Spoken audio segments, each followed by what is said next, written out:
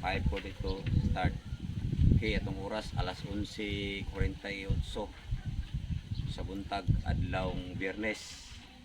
Update ta taud-taud utang ulag update ani ato ang project nga balay, no? So karon mo kay na busy daga klase na pod, so atong i-update karon mo kani so far mo lang kini ang update sa balay nga ato ang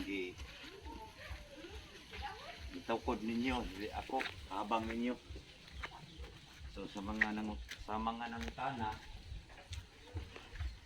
nangutana mao ni ang update. So makita ninyo diha, no, na yung mga buslot-buslot kani mga sina sigara ani hinatag ni siya, gihatag ni sa eskwelahan at flower, gihatag nako nya ako kung gihatag nila kay kinahanglan gyud ng katapon na sila kay sige namang ulan.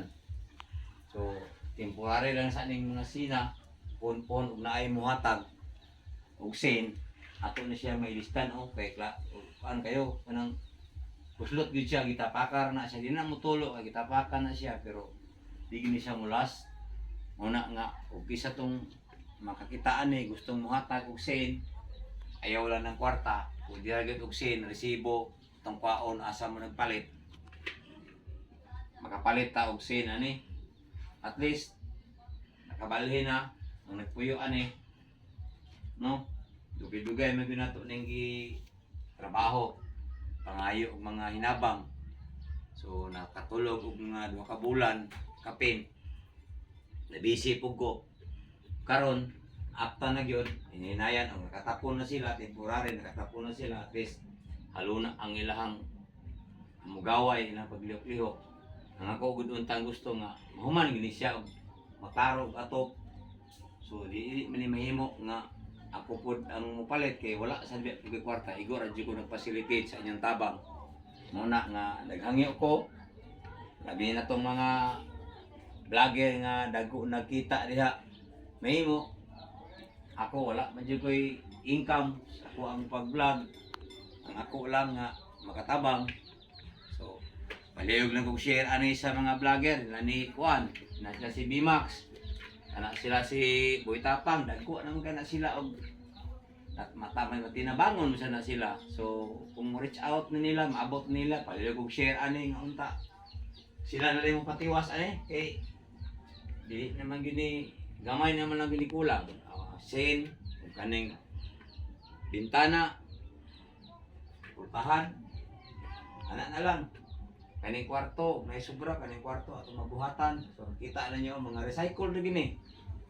So nalipay po ko nga sa atong sitwasyon nga wala tay income sa atong pag-vlog pero pinagis pagtabang sa mga tao, generous nga mga tao, di barog ni siya tabang sa mga tao, pinagis sa atong Ginoo nga naglamdag silang una-una nga mutabang.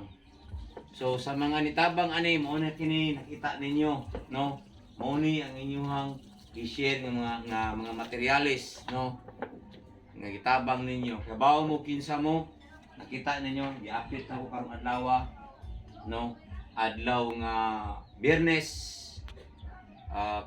November 15, 2024. So hinaot nga unta matabangan ko ninyo pag-share ani sa mga tao nga gustong mutabang. Gusto mong mutabang, padala lang mo og resibos LFS na ara ko diha. Bilhin niyo sa guard.